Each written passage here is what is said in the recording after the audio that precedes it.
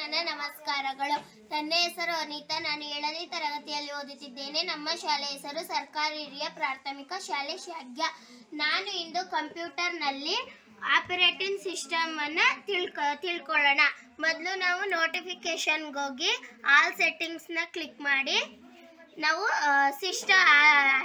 ನೋಟಿಫಿಕೇಶನ್ನಲ್ಲಿ system ನೋಡ್ಬೋದು, device ನೋಡ್ಬೋದು, network ಮತ್ತು ಇಂಟರ್ನೆಟ್ ನೋಡ್ಬೋದು,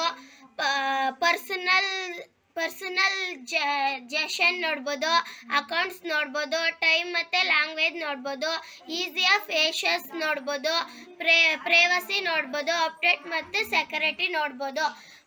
ನಾನು ಮೊದಲು ಸಿಸ್ಟಮ್ಸ್ಗೆ ಹೋಗಿ ಸಿಸ್ಟಮ್ಸ್ಲಿ ಏನೇನು ನೋಡ್ಬೋದು ಅಂದರೆ ನಾವು ಡಿಸ್ಪ್ಲೇ ನೋಡ್ಬೋದು, ನೋಟಿಫಿಕೇಶನ್ ಮತ್ತು ಆ್ಯಕ್ಷನ್ ನೋಡ್ಬೋದು, ಆ್ಯಪ್ ಮತ್ತು ಫ್ಯಾಕ್ಟರ್ಸ್ ನೋಡ್ಬೋದು, ಆಮೇಲೆ ಟೇಬಲ್ ಮತ್ತು ಮೋಡ್ ನೋಡ್ಬೋದು, ಬ್ಯಾಟ್ರಿ ಸೇವರ್ ಮತ್ತು ಪವರ್ ಮತ್ತು ಸ್ಲೀಪ್ ನೋಡ್ಬೋದು, ಸ್ಟೋರೇಜ್ ನೋಡ್ಬೋದು, ಆಫ್ಲೈನ್ ಮ್ಯಾಪ್ಸ್ ನೋಡ್ಬೋದು, ಆಮೇಲೆ ಡೆಫಾಲ್ಟ್ ಆಪ್ಸ್ ನೋಡ್ಬೋದು, ಅಬೌಟ್ ನೋಡ್ಬೋದು.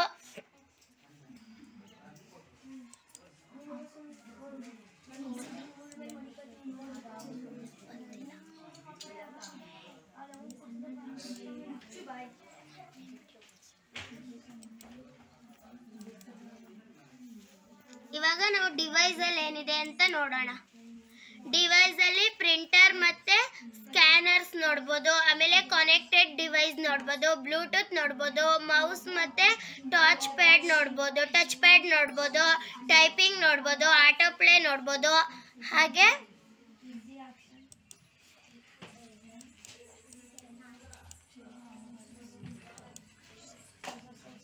ಮತ್ತು ನೆಟ್ವರ್ಕ್ ಮತ್ತು ಇಂಟರ್ನೆಟ್ ನೋಡ್ಬೋದು.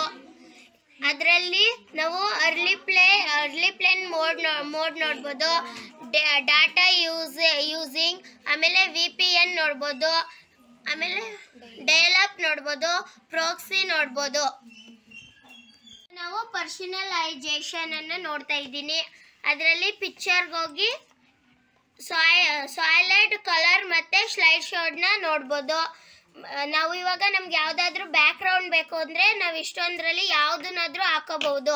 ನಮಗೆ ಬೇಕಾದನ್ನ ಚಾಯ್ಸ್ ಮಾಡ್ಕೊಂಡು ಹಾಕೋಬಹುದು. ಮತ್ತು ಗ್ಯಾಲರಿಲಿ ಹೋಗಿ ಅಲ್ಲೂ ಕೂಡ ನಮಗೆ ಬೇಕಾದನ್ನ ಹಾಕೋಬಹುದು.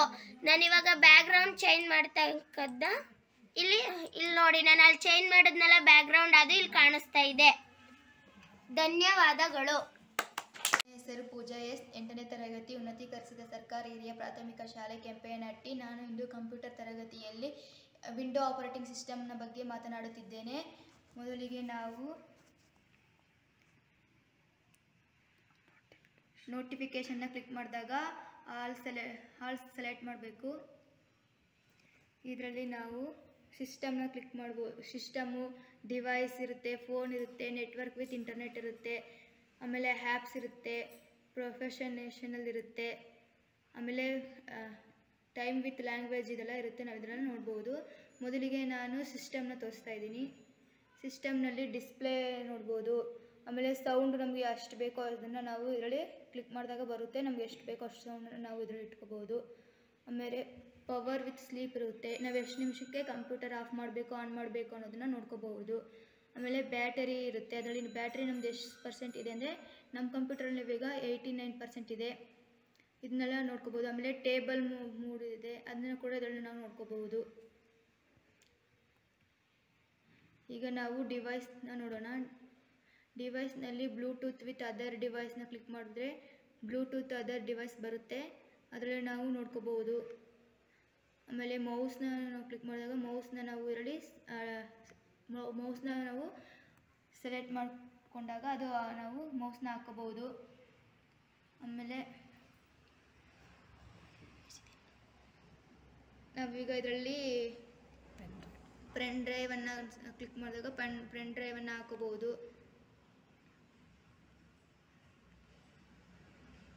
ಈಗ ನಾವು ನೆಟ್ವರ್ಕ್ ವಿತ್ ಇಂಟರ್ನೆಟ್ನ ಕ್ಲಿಕ್ ಮಾಡಿದಾಗ ಅದರಲ್ಲಿ ನಾವು ವೈಫೈನ ನೋಡ್ಬೋದು. ಆಮೇಲೆ ಸ್ಟೇಟಸ್ನ ನೆಟ್ವರ್ಕ್ ಕನೆಕ್ಟ್ ಮಾಡಿಕೊಂಡು ನೋಡ್ಕೋಬಹುದು. ಆಮೇಲೆ ಡೇಟಾ ಯೂಸಸ್ನ ಕೂಡ ನಾವು ಇದರಲ್ಲಿ ನೋಡ್ಕೋಬಹುದು.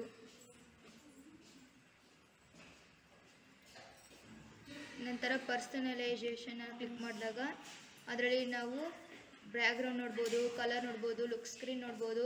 ಈಗ ಬ್ಯಾಕ್ಗ್ರೌಂಡಲ್ಲಿ ನಾನೊಂದು ಸ್ಕ್ರೀನ್ನ ನಮಗೆ ಇಷ್ಟ ಆದ ಸ್ಕ್ರೀನ್ನ ನಾನು ಕ್ಲಿಕ್ ಮಾಡ್ತಾ ಇದ್ದೀನಿ. ಅದು ಬಂದು ನಮ್ಮ ಸ್ಕ್ರೀನಲ್ಲಿ ಕೂತ್ಕೊಂಡೇ ಇದೆ. ಆಮೇಲೆ ಕಲರ್ನ ಕೂಡ ನಾವು ನೋಡ್ಕೋಬಹುದು. ನಮ್ಗೆ ಯಾವ್ದು ಬೇಕೋ ಆ ಕಲರ್ನ ನಾವು ಇದರಲ್ಲಿ ಕೊಟ್ಕೋಬಹುದು.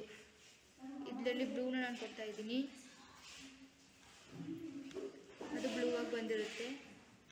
ಆಮೇಲೆ ಟೈಮ್ ವಿತ್ ಲ್ಯಾಂಗ್ವೇಜ್ನ ನಾವು ಕ್ಲಿಕ್ ಮಾಡ್ತಾ ಇದ್ದೀನಿ.